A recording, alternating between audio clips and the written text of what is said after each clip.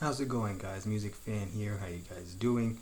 Continuing U2 month with an album review of U2's third studio album, War, released in 1983. And of course, on the cover here is Peter Rowan, who is the brother of Googie, who's Bono's friend. And unfortunately, this is not a copy that I personally own. This is a copy that I had borrowed from my local library for the sake of this particular review. So my apologies if there's like that sticker on the bottom, but it's from my local library. So I'm going to be using this particular CD case for this review. So let's not waste any more time that I already have. Almost 50 seconds into the review. Let's get straight into this review. So yeah, like really the last album, October, while even though I personally consider that album to be very underrated amongst the whole 80s decade, and because they had begun to talk about themes of search for self-identity and themes of spirituality that really not many bands dared or wanted to talk about, they were just that. They were like the band's first, well, mainly Bono's first ever attempts in trying to make really intense and very evocative questions and songs about identity and about what should society be doing. But really, and musically too, even though it still had a post-punk edge to the music, a lot of it felt unfinished, as I've said before in the last review. Like the band had very little to no time to record that album. Amongst other issues, the band really couldn't finish that album, and so a lot of it felt very rushed and unfinished. And it also did not help them in the slightest that the album was not a commercial success. I mean, it sold okay and it was reviewed somewhat good, but it wasn't the big critical buzz or the megastar success that they were looking for. So by U2 standards, by this point, they were in big trouble. And if they were to get out of trouble, they would have to make a balls out, gutsy, in your face record to really push things over. I mean, not, excuse the pun, but push things over the edge and and make a great album. And fortunately for them, War is definitely a great album. And when I say great, I mean in big bold capital letters with an exclamation mark at the end. Great album. Like, this is U2 at their, I don't want to say U2 at their prime, but this is U2 at their most hungry. This is their U2 at their most visceral, their most aggressive, their most in your face. Sorry, I keep coughing too much, but yeah, this is probably their first ever great album, their first ever cohesive work in their catalog. And I would even like to say that War is quite possibly their peak. This is the apex of their earlier years. Like, I mean, I'm not sure how right I am in saying this, but I'm sure that when the band first formed in Dublin, Ireland, back in '76, even though they had no ideas of how to get the sound as if this album sounds like, I'm pretty sure in their minds they had imaginings and fantasies about, like, oh man, how are we going to sound like on our third album? I hope we sound really raw. I hope we sound really edgy and very, visceral, like, and they are not wrong in this instance. Like, War, in comparison with October, excuse me, in comparison with October, where that album sounded very, like, buzzy and very lofty. Again, even though it had that post-punk energy, like, it was still a more atmospheric album. This album, on the other hand, War, is the complete opposite. Like, where October was very atmospheric, this one wastes no time at all to get straight to the point. This album is possibly U2 at their most direct, at their most in your face, at their most musically aggressive and musically visceral. This is probably their most quote unquote punk album that they have ever released to date thus far. Really, there is no time, no note, or no lyric, or even vocal harmony, or even drum beat for that matter, or bass part that's ever wasted. Every single member of the band really puts their own stamp on all the tracks on here. They really don't mess anything with any atmospherics on here. There are no pretensions of like, okay, let me do this very elongated solo thing here. It's like, no, everything is short, everything is concise, everything is pushed to a direction and a meaning towards the song. And really, this album, I say, is their first great album. Like, musically, this is like a political exploding bomb. Really, this album musically wastes no punches at all. It throws everything straight at you from the very first note.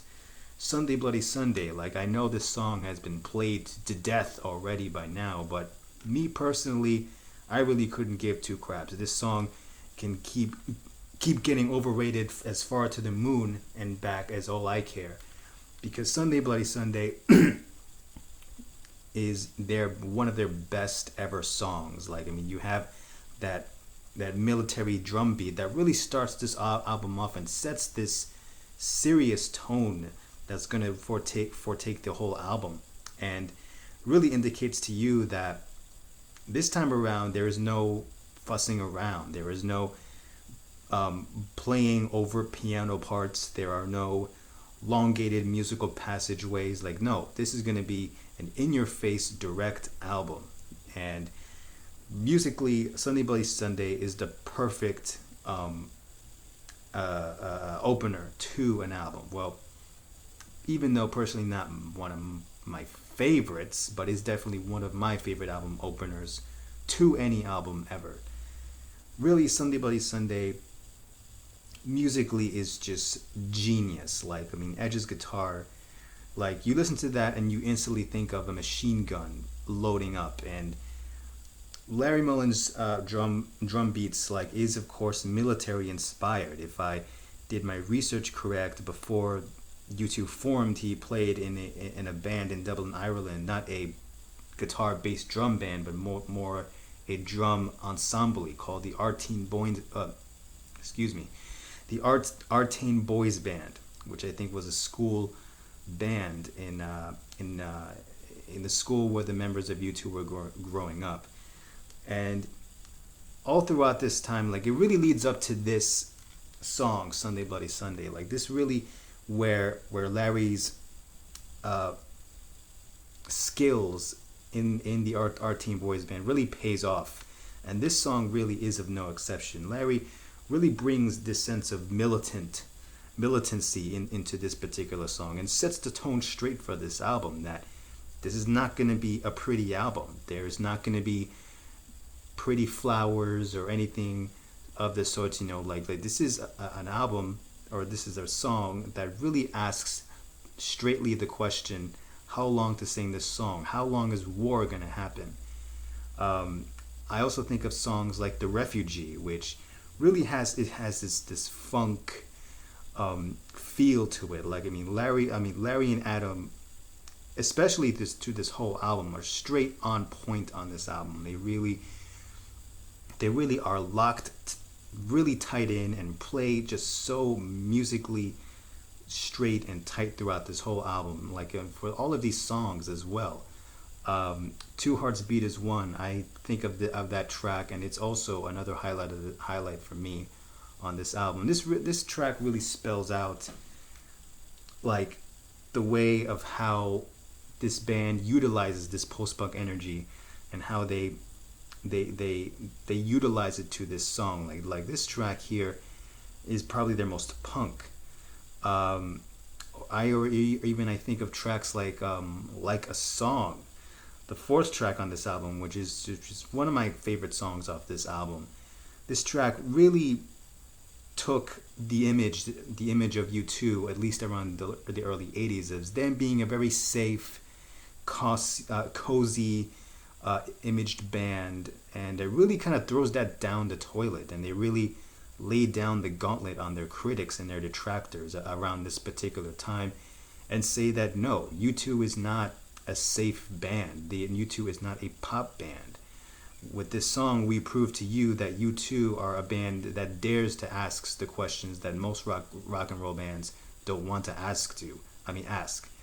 Like, U2 is a band that really goes very deep into the dirt and the grime and the muck of human existence to try and find a more meaningful existence. And really throughout this whole album, lyrically, this has also taken a much more almost direct turn as much as the music. Bono really performs the very difficult task of trying to take a set of lyrics that could be taken as either very universally broad and also very concise and personal, and he manages to kind of meld these two extremes together and create very great, fantastic set of lyrics. And he did try to attempt to do that in the October album, and while sometimes that worked, that still in those songs they really felt as attempts, and they really didn't meld together that well.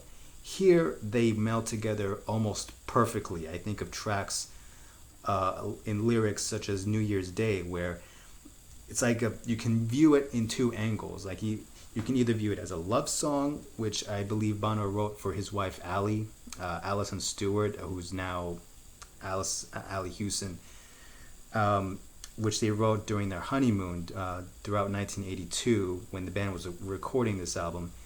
Or you can view this song in terms of the band's solidarity with the Poland Solidarity movement of 1982 in Poland. And this album really lyrically straddles between the world of the personal and the political, or rather, from the way I view it, they're very socially conscious. Like, really, Bono had mentioned in an interview once that war seemed to be the motif for 1982. I mean, you had the Balkans conflict, you had again, like, the Cold War was still going on around this particular era. Fears of, like, nuclear annihilation, like, just really heavy, messed up stuff going around in the 80s, like, especially early 80s. And really they inform the lyrical tension of this album. Like, this album, both musically and lyrically, is full of tension. It's full of just, even though, like, and even despite that, the fact that it's so full of, like, tension musically and lyrically, the band still tries, or they still attempt to offer a solution. They still attempt to offer a sense of hope.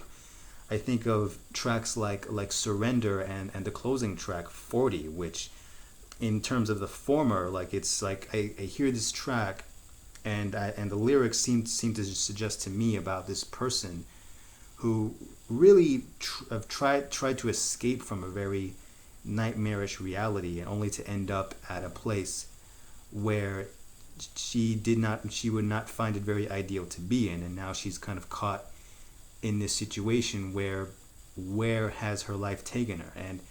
And 40, ironically enough, having very similar lyrics to Sunday Bloody Sunday, the first track, How Long to Sing This Song, is a glorious close to this album. It's probably their first ever great closer to a U2 album amongst their catalog. And, like, I love that track because not only is it a live staple at U2 shows, and I'm definitely going to be talking about that next, it really ends the album off in a very almost enigmatic note. But at the same time, if you read the lyrics from another angle, you can also tell that it ends off in probably the most hopeful of ways. I mean, that track was inspired by Bono reading a chapter of the Bible. I think it's Psalm 40. like the Lord is my rock and I stand on his rock, my feet upon the rock. And he really takes that Bible verse and really turns it into something that, at least in my opinion, would turn very universal, depending on if you're looking at it from an atheist view or if you're looking at it from a believer point of view. And really the way Edge's vocal harmony in that track really kind of, again, reminds me of the track Scarlet from October, only except this time I feel, instead of being in a cathedral, I feel being like in a place like St. Patrick's in New York City, for example, like this really big, giant church area. It's like I often think that the character runs into a sense of hope, that despite all the experiences that happened throughout the course of this album, like, you know, there is hope at the end of the tunnel if you're willing to put your faith and trust in the goodness of human beings and in the goodness of hope itself.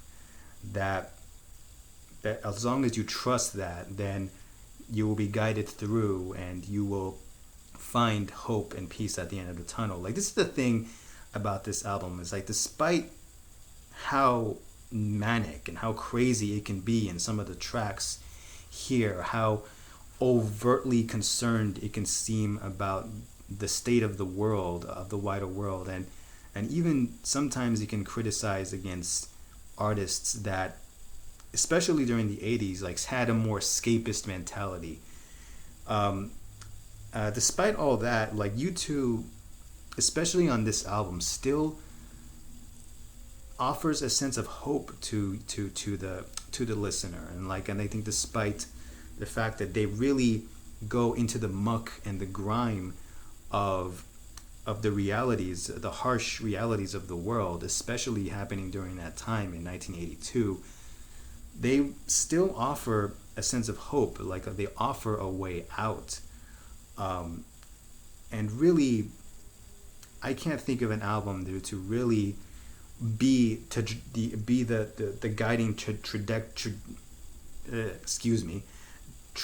trajectory of launching a very really, or helping to expand a really big career that's going to happen with U2, especially around the late 80s. But for right now, War is just a fantastic album. Is a harsh, uncompromising, and very visceral listen. Oh, I forgot one more thing before I close out this review, and that's the track Drowning Man. Like, the other thing I forgot to mention was that like even if it has this tons of post-punk energy, really the band still takes a little bit of chance to kind of soften things up a bit. And Drowning Man is probably one of their most underrated, overlooked songs in their entire catalog. Like, this song is just such a beautiful piece of acoustic pop music, while at the same time not sounding corny at all. And really, despite its atmospheric sound, it still has a place in an album as angry and as harsh and as visceral as this kind of album, you know. But again, I forgot to mention that earlier. So really, what can I say about this album that people haven't brought up already? War by U2, for me, gets a straight 5. Yeah, here, 5. A straight 5 out of 5. This album is probably one of their most perfect, their most tightly constructed, their most fiery, energetic album to date. And really, I say no more. This album, if you haven't heard this album yet, please, I implore you, now more than ever, check this album out. I will leave you in a link on the description box below for your listening pleasure. And yeah, 5 out of 5 for this album. So yeah, I can't stay for too long. It's almost 20 minutes. So this has been my review of War. Comments in the comment section down below. Tell me what you think. And I'll see you guys next time. Music Fan, U2, War. I will see you guys next time. Take care.